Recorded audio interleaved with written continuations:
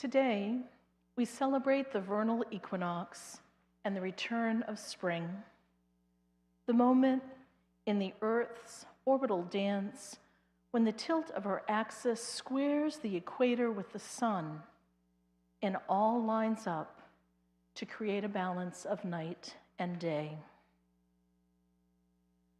For millennia, the Earth and her inhabitants have welcomed this day.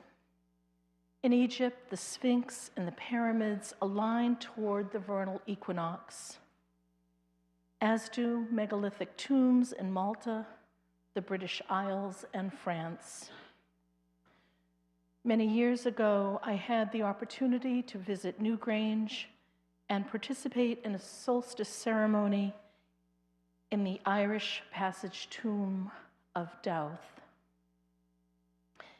In that ceremony, I felt myself to be a part of an unending line of humans who sought ritual to connect with the cycles of life and the return of the sun year after year. It was a very memorable and moving experience. And as I've prepared for the sermon today, the phrase, "There's nothing new under the sun," has continued to pester me. I soon realized that these words were from Ecclesiastes. Generations come and go, but the earth remains forever. The sun rises and the sun sets and hurries back to where it rises.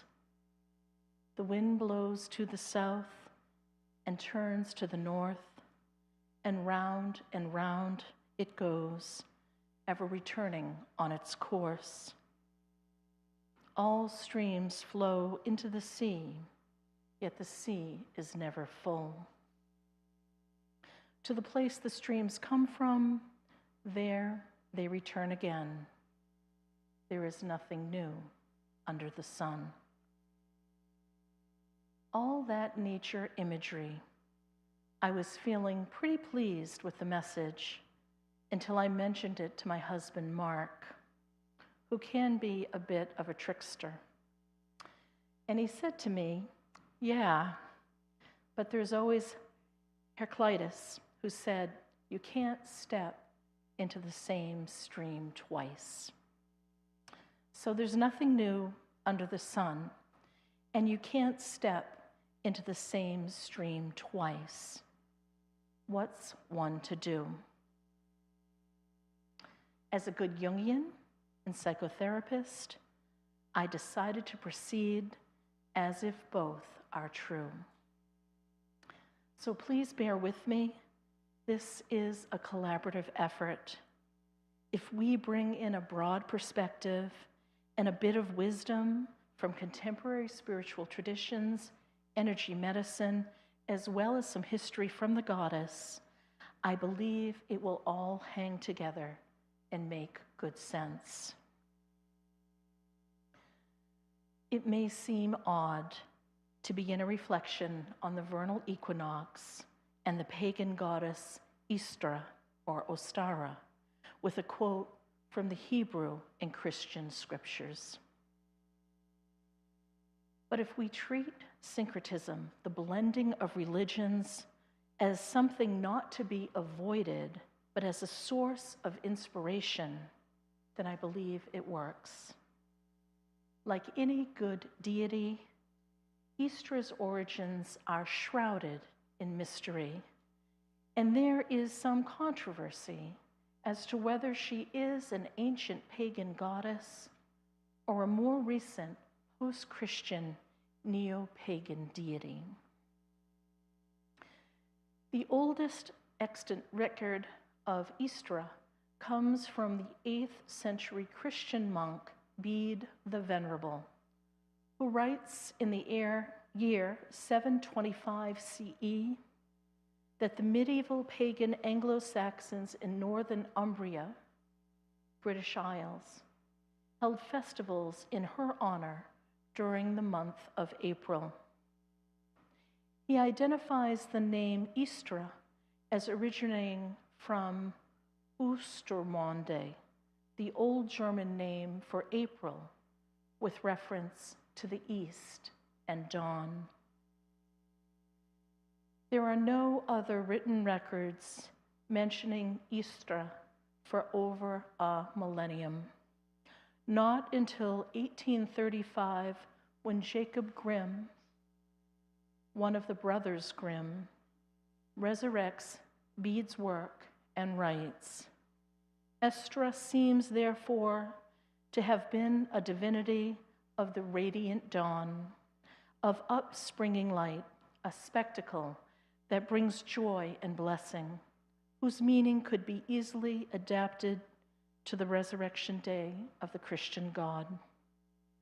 Bonfires were lit at Easter, and according to popular belief of long standing, the moment the sun rises on Easter Sunday morning, the sun god gives 3 joyful leaps and then dances for joy. Water drawn on the Easter morning is like that of Christmas, holy and healing. There also, Grimm writes, heathens' notions seem to have grafted themselves onto great Christian festivals. Eostre then emerges as a popular figure in 19th century German Romantic literature and mythology, with several well-known paintings of her completed in the late 1800s. In 1884, Johannes Goetz paints her in a flowing white dress with birds, cherubs, and a hare. At this time, Grimm also suggests that the early practice of hanging colored eggs from bare trees was done in her honor. The hare and eggs are clearly evocative of spring fertility and most likely ancient pagan symbols. However, there aren't any written references of rabbits who bring eggs until the late 19th century, when Earl Gibbons describes the customs of the German Christian Pennsylvania Dutch immigrants. He writes, "The children gather colored flowers for the rabbits to eat, that they may lay colored eggs. On Easter Sunday, they whistle for the rabbit, and the children imagine that they can see him jump the fence. After church on Sunday, they hunt the eggs." In 1904, the children's book, The Easter Bunny, was published and became popular throughout the United States. So if you are still unsure about the pagan origins of Easter, it's interesting to note that Easter is always celebrated on the Sunday following the first full moon after the vernal equinox. Easter is a solar holiday.